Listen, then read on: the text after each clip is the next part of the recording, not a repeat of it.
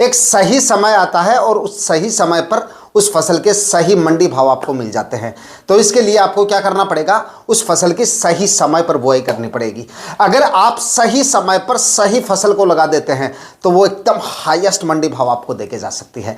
आज के इस वीडियो में मैं आपको दो ऐसी सब्जियां बताने वाला हूं जिनकी बुआई किसान भाई अगर इस जून महीने में कंप्लीट कर लेते हैं तो साल भर के सबसे ज्यादा मंडी भाव वो सब्जियां आपको देके जा सकती हैं।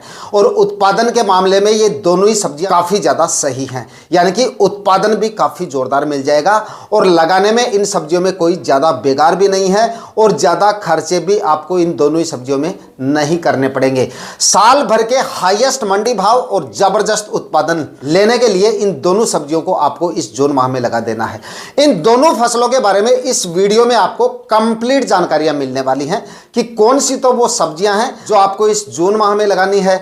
लगाने का सही समय भी बताऊंगा कि कब तक आपको इनकी बुआई कंप्लीट कर लेनी है। लगाने का सही तरीका, ज्यादा से ज्यादा सब्जियों से उत्पादन लेने के मूल मंत्र भी इस वीडियो में मैं आपको बताऊंगा और कुछ वैरायटियां भी इस वीडियो में आपको बताऊंगा। इसलिए वीडियो पे एंड तक आपको बने रहना है और ये वीडियो अगर आपके लिए इंफॉर्मेटिव रहे तो इस वीडियो को लाइक और शेयर जरूर कर दीजिएगा। तो दोस्तों, इस जून महीने में सब्जियां लगाकर अच्छी कमाई अगर आप इस समय पे करना चाहते हैं, ऐसी कोई फसल अगर आप लगाना चाहते हैं जिसके मंडी भाव भी आपको एकदम हाईएस्ट मिल जाए और उत्पादन में भी कोई कमी ना रहे, तो इस समय पे किसान भाई फूल गोभी की अगेती खेती कर सकते हैं।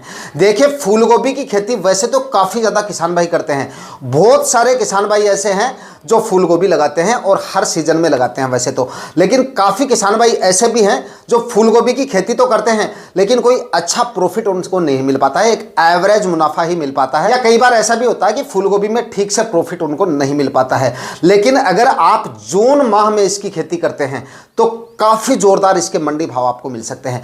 कम से कम 50-60 रुपए तक के मंडी भाव फूल गोभी जून महीने में लगाने पर आपको देके जा सकती है। सही समय भी बताऊंगा कि कब तक तो आपको इसकी नर्सरी डालनी है और कब तक आपको इसका प्लांटेशन करना है।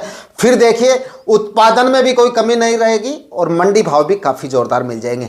ज़्यादातर किसान भाई क्या करते हैं, पछेती फूल गोभी लगाते हैं या फिर एकदम ऐसे सीजन में फूल गोभी लगाते हैं जिस समय पे काफ़ी ज़्यादा किसान भाई उसको लगा बैठते हैं और उसके बाद में नतीजा क्या निकलता है, मंडी भाव ठीक से नहीं मिल पाते हैं या एवरेज मंडी भाव ही मिल पाते हैं। तो जून महीने में अगर आप लगाते हैं इसको तो साल भर के सबसे ज़्यादा मंडी भाव इसके मिल सकते हैं आपको। काफ़ी किसान भाई तो इससे अगेती खेती भी करते हैं इसकी, मई माह में इसको लगा देते हैं और जून के पहले हफ्ते तक इसका प्लांटेशन भी कंप्लीट हो जाता है। उनको इसके और भी अच्छे मंडी भाव मिल सकते हैं, लेकिन उस समय भी मैंने इसको बताया था किसान भाइयों को, लेकिन उस समय पे इस फसल पे ज़्यादा जोर नहीं दिया था मैंने। क्यों नहीं दिया था? इसलिए नहीं दिया था कि ज़्यादा अगेती फूल गोभी नए किसान भाई उसमें सक्सेस नहीं हो पाते हैं, क्योंकि ज़्यादा अगेती अगर आप करते हैं तो पहली बार तो नए किसान भाई नर्सरी में फेल हो जाते हैं और अलबत्ता नर्सरी में आप सक्सेस हो भी गए तो प्लांटेशन में फेल, और प्लांटेशन में सक्सेस हो गए तो फिर फूल की क्वालिटी आपको अच्छी नहीं मिल पाती है। तो ये जो समय है ना, जून का महीना, ये एकदम सही है आपके लिए, चाहे आप नए किसान हैं चाहे आप पुराने किसान हैं। अगर आप इसको इस समय पे लगाते हैं तो उत्पादन भी काफ़ी जोरदार मिलेगा, फूल की क्वालिटी भी अच्छी मिलेगी और मंडी भावों के बारे में तो मैंने आपको बता दिया, काफ़ी जोरदार आपको मिल सकते हैं। सही समय की बात कर लेते हैं। देखिए, सही समय है इसका जून का महीना। चाहे तो आप इसकी नर्सरी डाल सकते हैं और जिन किसान भाइयों के पास में नर्सरी है, डाल रखी है, तो 15-20 जून के आसपास आप इसका प्लांटेशन कर सकते हैं या फिर आप जून के अंतिम सप्ताह में भी इसका प्लांटेशन कर सकते हैं और अच्छे मंडी भाव इसके ले सकते हैं। और देखिए, जिन किसान भाइयों ने अब तक फूलगोभी की नर्सरी नहीं डाली है उनको नर्सरी कब तक डाल देनी चाहिए। तो अगर आपको अच्छा उत्पादन लेना है और अच्छे मंडी भाव लेने हैं तो अब आप इसकी नर्सरी डाल सकते हैं। नर्सरी डालने का फिलहाल एकदम सही समय है। चाहे आप इसकी नर्सरी कल ही डाल सकते हैं, जितना जल्दी नर्सरी डालेंगे उतने ही अच्छे मंडी भाव मिलेंगे। और अगर 15-20 दिन ठहर के भी अगर आप इसकी नर्सरी डालते हैं तो भी मंडी भावों पे फर्क पड़ेगा, लेकिन इतना ज़्यादा नहीं पड़ेगा, ये मैं आपको बता दूं। उल्टा उत्पादन थोड़ा सा बढ़ के मिलेगा आपको। फूलगोभी को आप जितना जल्दी लगाएंगे उत्पादन कम रहेगा, जितना थोड़ा लेट लगाएंगे उत्पादन आपका ज़्यादा मिलेगा, मतलब फूल की साइज़ थोड़ी इंप्रूव हो जाती है। मतलब वातावरण उसके अनुकूल हो जाता है। इस वजह से फूल की क्वालिटी में इजाफा होता है और साइज में भी इजाफा होता है। दूसरा, मंडी भावों की बात करें तो देखिए मंडी भाव आप जून के अंतिम सप्ताह में लगाएंगे तब भी ठीक मिलेंगे, अब लगा रहे हैं तब भी ठीक मिलेंगे। 15-20 जुलाई तक भी अगर आपका प्लांटेशन होता है तब भी आपको मंडी भाव ठीक मिलेंगे। उसके बाद में अगर प्लांटेशन होता है, मान लीजिए अगस्त माह में अगर आप प्लांटेशन कर रहे हैं, तब थोड़े से मंडी भाव डाउन आने शुरू हो जाते हैं बाद में, क्योंकि उसके बाद में आवक जो होती है, फूलगोभी की आवक जो होती है वो काफ़ी ज़्यादा बढ़ जाती है। तो समय मैंने आपको बता दिया। अब काफ़ी किसान भाई कमेंट करते हैं कि भाई वैरायटियां कौन सी लेनी चाहिए। तो देखिए, अब आप अगर 5-6 दिन में नर्सरी डाल रहे हैं तो सिजेंटा के CFL 15-22 जो वैरायटी आती है उसका आप सिलेक्शन कर सकते हैं। और उसके बाद में डाल रहे हैं तो सिजेंटा की 60-99 ले सकते हैं, या फिर एडवांटा की सुपर सिगर आती है उसको आप ले सकते हैं। एक सिजेंटा की मानसून क्वीन भी आती है, उसका भी आप सिलेक्शन कर सकते हैं। तो ये वैरायटियां हैं जिनका आप इस समय पे सिलेक्शन कर सकते हैं। बाकी आप अपने एरिया में देख लीजिएगा, आपके एरिया में कौन सी वैरायटियां चलती हैं उनका भी सिलेक्शन कर सकते हैं। बाकी आप में कोई अनुभवी किसान इससे बेस्ट वैरायटी इस्तेमाल करते हैं तो कमेंट सेक्शन में बता दीजिए, ताकि और किसान भाइयों को भी इसका पता चल सके। उसके बाद में देखिए, एक समस्या और आती है किसान भाइयों के सामने फूलगोभी की। आज समस्याओं के बारे में बात करेंगे, क्योंकि इनकी वजह से आपका उत्पादन जो है वो काफ़ी ज़्यादा प्रभावित हो सकता है, और ये सारी चीज़ें बुआई के समय ही आपको कर लेनी चाहिए। काफ़ी किसान भाई फूलगोभी लगाने के बाद में कमेंट करते हैं, सर हमारी फूलगोभी में हमने ये डाल दिया वो डाल दिया, ग्रोथ नहीं हो रही है। उसके बाद में कमेंट करते हैं कि फूल की साइज़ नहीं बन रही है। उसके बाद में कुछ किसान भाई कमेंट करते हैं कि फूल की क्वालिटी अच्छी नहीं मिल रही है। देखिए, इन सब चीज़ों का मेन जो कारण होता है वो होता है सड़ी हुई गोबर की खाद। फूलगोभी एक ऐसी फसल है जिसमें आप रासायनिक खाद उर्वरक चाहे कितनी मात्रा में डाल दीजिए। देखिए, रासायनिक खाद उर्वरक भी एक उचित मात्रा में आपको डाल देने हैं। कैल्शियम वगैरह भी आपको डालना पड़ता है, बोरॉन वगैरह भी देना पड़ता है अगर आपको फूल की क्वालिटी अच्छी लेनी है। लेकिन गोबर की खाद का एक अलग ही महत्व होता है आपकी फूलगोभी की फसल में।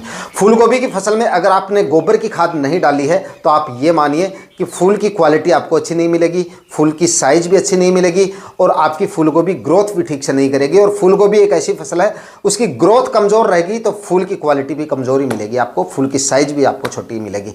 तो फूलगोभी से अच्छा उत्पादन लेने के लिए आपको समझ में आ गया होगा कि गोबर की सड़ी हुई खाद आपको अच्छी मात्रा में डालनी है। कम से कम 6 ट्राली 1 एकड़ में आपको डाल देनी है, और इससे ज़्यादा आपके पास गोबर की खाद है, मतलब जितनी अच्छी मात्रा में आप गोबर की खाद डालेंगे उतने ही अच्छे रिजल्ट आपको मिलेंगे। सबसे बड़ा मूल मंत्र यही है, फूलगोभी की फसल से अच्छा उत्पादन लेना है तो सड़ी हुई गोबर की खाद आपको डालनी है। कच्चा गोबर भूल के भी नहीं डालना है। तो 5, 6, 7 ट्राली आप सड़ी हुई गोबर की खाद डालें। उसके बाद में डीएपी खाद भी आप डालें। डीएपी खाद आप डाल सकते हैं 50 से 60 kg, टीएसपी डाल सकते हैं उसकी जगह। उसके बाद में म्यूरेट ऑफ पोटाश की बात करें तो करीब 30-35 kg आप म्यूरेट ऑफ पोटाश ले लीजिए। बुआई के समय 25 या 30 kg के आसपास यूरिया खाद ले लीजिए। बाद में जाके काफ़ी किसान में करते हैं हम ग्रोथ के लिए यूरिया डाल रहे हैं, वो डाल रहे हैं, पहले ही डाल दीजिए। गोबर की खाद डाल देंगे, ये खाद उर्वरक आप डाल देंगे तो बाद में ऊपर से आपको कोई ज़्यादा और कोई फर्टिलाइज़र आपको डालने की ज़रूरत नहीं पड़ेगी। हालांकि कैल्शियम बोरॉन वगैरह डालने हैं, लेकिन ये नाइट्रोजन खादों का अगर आप बाद में जाके कम इस्तेमाल करते हैं तो आपके फूल की क्वालिटी आपको काफ़ी अच्छी मिलती है। तो ये सब आपको डाल देने हैं। ज़मीन को अच्छे से तैयार कर लीजिएगा। ज़मीन आपकी ऐसी नहीं होनी चाहिए जिसमें जल भराव जैसी समस्याएं हो। बारिश के समय पे जल निकासी की उचित व्यवस्थाएं होनी चाहिए। 3-4 बार ज़मीन का कल्टीवेशन कर लीजिएगा। बाकी देखिए, फूलगोभी की फसल में इतने ज़्यादा खर्चे नहीं होते हैं। इसमें आपके ज़मीन की तैयारियों के खर्चे और आपके बीज के खर्चे होंगे। इसके अलावा और कोई खर्चे इसमें नहीं होते हैं, क्योंकि इसमें प्लास्टिक मल्च वगैरह आपको नहीं लगानी पड़ती है। लगाने का तरीका देखिए, किसी भी तरीके से आप इसको लगा सकते हैं। नालियां बना के भी कर सकते हैं, बेड बना के भी कर सकते हैं, फवारा इरिगेशन से भी कर सकते हैं, और चौथा आप इसको क्यारियां बना के भी कर सकते हैं। जो भी आपके पास में सिंचाई के संसाधन है उसी विधि से इसको लगा सकते हैं। हर विधि से अच्छा उत्पादन मिल सकता है आपको। मैं आपको बिल्कुल नहीं कहूँगा कि आप इस तरीके से लगाएंगे तो ज़्यादा उत्पादन मिलेगा। आप ये खाद उर्वरक डाल दीजिए और उसके बाद में किसी भी तरीके से लगा लीजिए, अच्छा उत्पादन आपको फूलगोभी की फसल से मिलेगा। दोस्तों, इस समय पे लगाई गई फूलगोभी के उत्पादन की बात करें ना, क्योंकि ये प्रॉफिट को समझते हैं कि कितना क्या प्रॉफिट इससे निकल जाता है। तो देखिए, 1 एकड़ में अगर आप फूलगोभी की खेती करते हैं तो आप लमसम आप ये मानिए कि करीब 150 से लेकर 200 क्विंटल तक आपको उत्पादन मिल सकता है। 150 से लेकर 200 क्विंटल तक उत्पादन इसलिए मिल सकता है क्योंकि इसमें नंबर्स ऑफ प्लांट काफ़ी ज़्यादा होता है। हालांकि इस समय पे लगाई गई फूलगोभी के फूल का वजन थोड़ा कम होता है। लगभग हम 500 से लेकर 800 ग्राम फूल का वजन लेके चलें तो 1 एकड़ में लगभग आप ये मानिए कि 16, 17, 18 हज़ार तक प्लांट इसके लग जाते हैं 1 एकड़ में, क्योंकि इसमें डिस्टेंस कोई ज़्यादा नहीं रखना पड़ता आपको। अगर आप बेड बना के भी इसकी खेती कर रहे हैं तो बेड का डिस्टेंस, बेड से बेड का डिस्टेंस आपको ज़्यादा नहीं रखना है, 2.5-3 फीट का रखें। उसके बाद में जिग जैग ऊपर आप 1-1 फीट की दूरी पे डबल लाइनों में इसका प्लांटेशन करें।